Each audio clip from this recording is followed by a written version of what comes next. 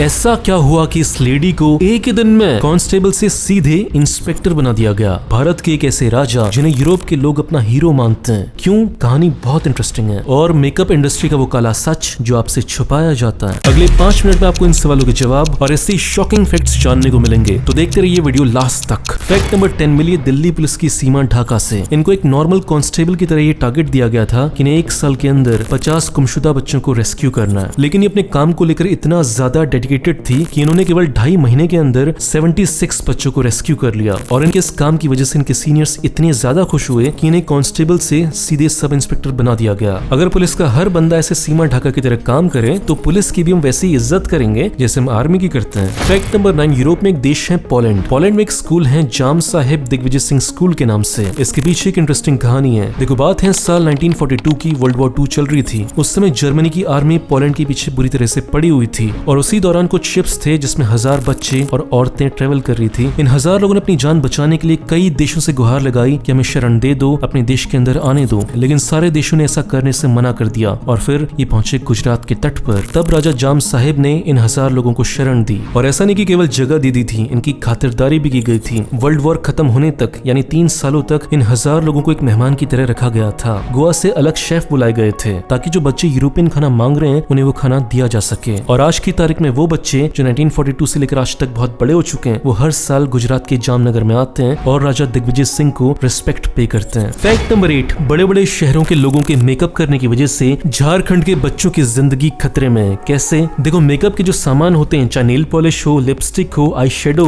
सब में एक एलिमेंट डलता है जिसका नाम होता है मिक्का। और ये पाया जाता है झारखंड की छोटी छोटी केव्स के अंदर। ऐसी छोटी छोटी सुरंगें जिनमें केवल बच्चे जा सकते हैं। लेकिन जब छोटे छोटे बच्चे ऐसी सुरंगों के अंदर जाते हैं तो उन्हें वहाँ पे सांस लेने में प्रॉब्लम होती है, उनको टीबी होने का खतरा रहता है और कुछ बार तो उनकी जान भी चली जाती है। और दिन भर इतनी मेहनत करने के बाद जब वो 20 किलो मिक्का इकट्ठा कर पाते हैं तो उनका उन्हें कितना रुपए मिलता है? 100 से 150 रुपए। और फिर यही मिक्का जाता है चाइना और फिर चाइना उससे मेकअप का सामान बनाकर वापस इंडिया को बेचता है। और वो लिपस्टिक कितने रुपए की बिकती है? 2000, 3000, 4000 की। फैक्ट नंबर 7 बचपन में हमें जब भी कोई नई चीज सीखनी होती थी, घर की कुछ काम करने होते थे, तो हम अपने पापा से पूछते थे कि पापा ये कैसे करना है। ठीक है, इसी बात को ध्यान में रखते हुए यूट्यूब एक चैनल है डैड हाउ डू आई। इस चैनल के जो ओनर हैं वो जब छोटे थे तब उनके पापा जिंदा नहीं थे, जिसकी वजह से उन्हें कोई सिखाने वाला नहीं था कि नए कामों को सीखा कैसे जाता है और ये किसी और बच्चे के साथ ना हो। इसीलिए अपने चैनल पर ऐसी बहुत सारी चीजें सिखाते रहते हैं जो एक पापा अपने बच्चे को सिखाते हैं। फैक्ट नंबर 6 यूके में एक टावर है टावर ऑफ लंदन के नाम से। इस टावर के ऊपर हमेशा 6 कौवे बैठे रहते हैं। क्यों? क्योंकि ब्रिटेन के लोगों का यह अंधविश्वास है कि जिस दिन इस टावर के ऊपर से ये 6 पक्षी उड़ गए उस दिन ब्रिटेन का साम्राज्य गिर जाएगा। और इसी वजह से 6 कौवों को हमेशा इस टावर के ऊपर रखा जाता है। इनको बहुत ही शानदार खाना दिया जाता है। क्या दिया जाता है? काजू, बादाम, मीट, चिकन, फ्रूट्स और इसके साथ साथ विटामिन